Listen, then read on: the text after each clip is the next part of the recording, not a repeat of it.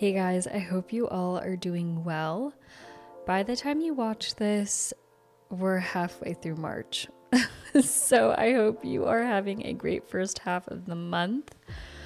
Not gonna lie, a lot has happened. I did get a little burnt out, which is why I'm behind on my videos.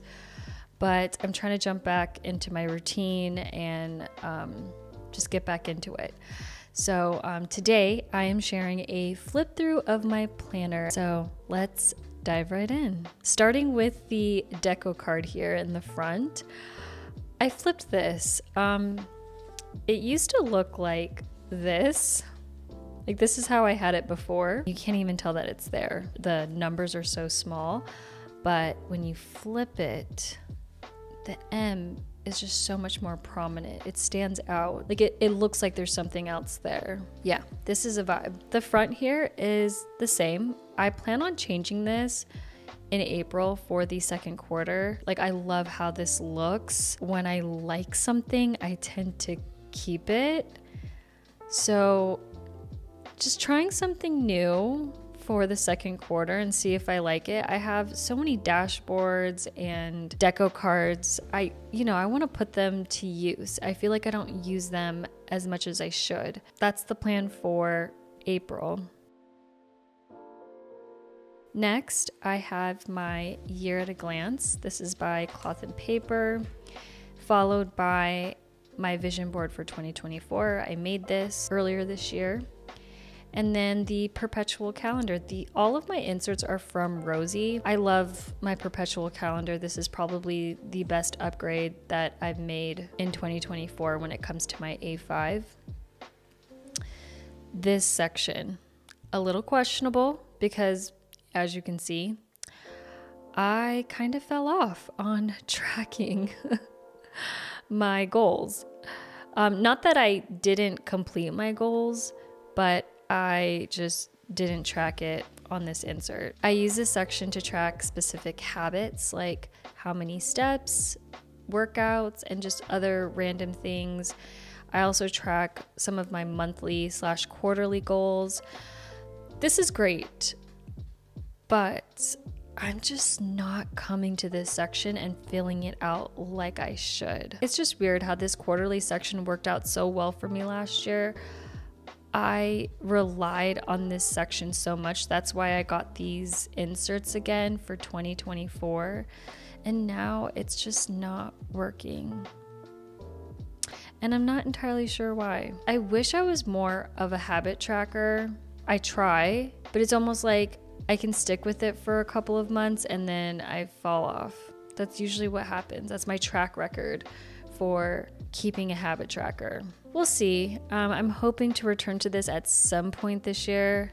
Obviously, it's just too early to stop using this insert. The following section is the monthly plus weekly inserts. Now, if you all watched my March Plan With Me video, you would have known that I merged the two sections in a more traditional sense. My monthly and my weekly inserts, I've combined them. So they are divided into months. I have 12 dividers for the 12 months. It starts with the monthly overview, monthly goals, straight into the weeklies for that month. I know I'm making this sound like some groundbreaking discovery, but it's not. Like this setup is normally how dated bounded planners are set up in the first place. And I think because my inserts were undated last year, my monthly inserts were grouped in one section and then the weekly was in another.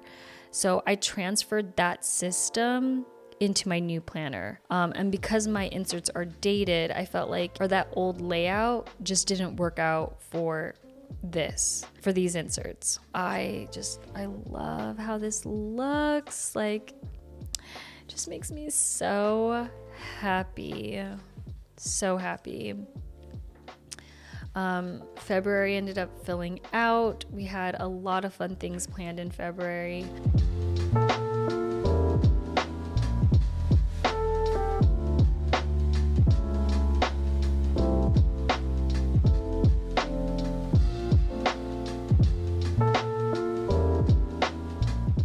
I also mentioned that this felt heavier after using these dividers, and someone asked why. And that's because the dividers are just like this thicker plastic material, and there's 12 of them, which adds weight to this. So it does feel a little bit heavier than before when I was just using sticky notes as my dividers. Love this section.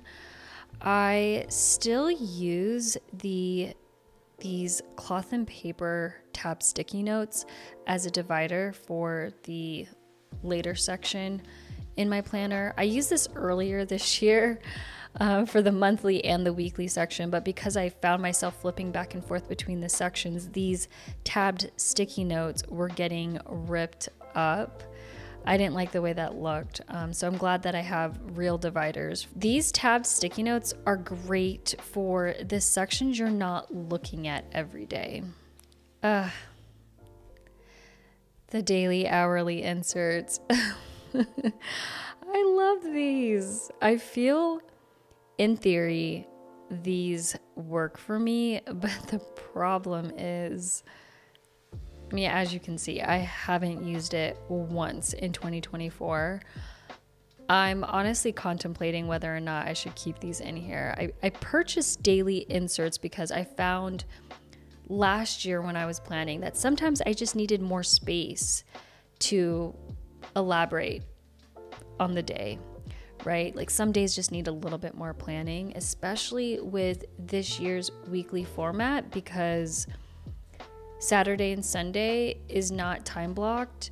It's just enough space for a small to-do list. So yeah, I thought I'd be using these more. Maybe because there just isn't anything big happening. I can foresee myself using these later in the year for birthdays, holidays, that sort of thing. I can't remember if I've shared this in a past video, but the actual format of this insert, you get a priority section here, so 3 lines, a giant to-do list, and I love that there's a column here for checking those things off, like the priorities and the to-do list.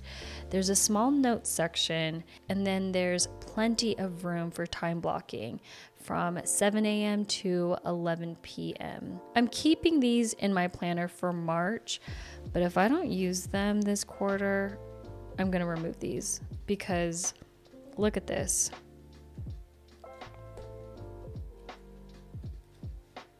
Like, this adds weight.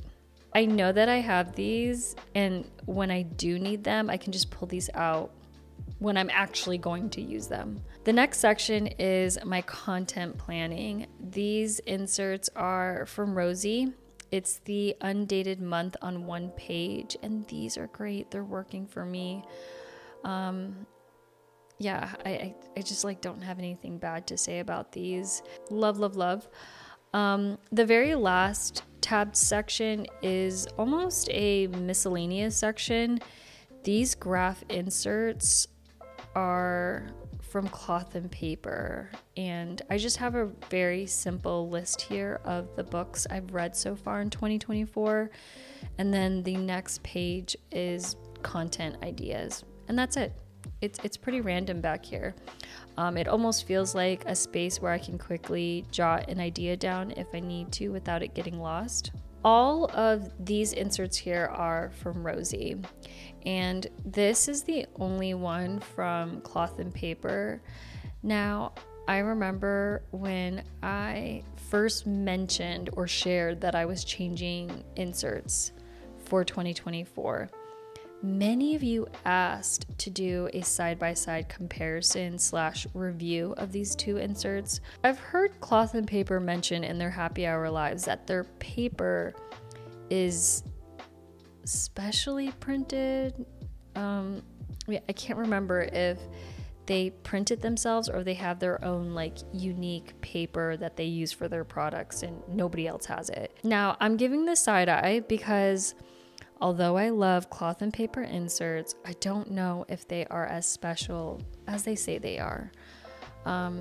First and foremost, I am not too fond of the color of the paper. I don't know if you'll be able to tell in this video, but in person, cloth and paper inserts are so white that there's a blue undertone. And it's very noticeable when you have it next to another paper company. Of course, I wouldn't mind the color of the cloth and paper inserts if I was using all cloth and paper inserts. Now, since all of my inserts are from Rosie, looking at these side by side, like I see a distinct difference between the two. Rosie's inserts, these feel beautiful. They're really smooth. It's almost this soft and buttery material. It feels premium. I also love the color of the Rosie inserts because it is a true white, meaning there isn't a warm or cool undertone in the paper. Actually, let me grab my whiteout. And again, I don't know if you're going to be able to see this on camera, but this here is whiteout. And as you guys know, when you're using whiteout, you can clearly see the whiteout on the paper, mainly because of the color of the paper. So when you put whiteout, which is white, it is a true white, you can tell that you've used whiteout on the page. So when I use it, you can just tell, like even this above camera, like you can see this. I know that I just put that over the graph paper, and maybe that's why it stands out, because you're expecting to see lines here. But like look here at the edge. When I put the whiteout here, you can see the color, like the white against the paper. And this looks blue. I truly believe that the Rosie inserts are a true white, meaning there isn't a warm or cool undertone in the paper. So when I use the whiteout on the Rosie insert, you can't even tell. You can't even tell that I just put it right there. Like, what the heck? It is a true white. Hopefully you can see that on camera.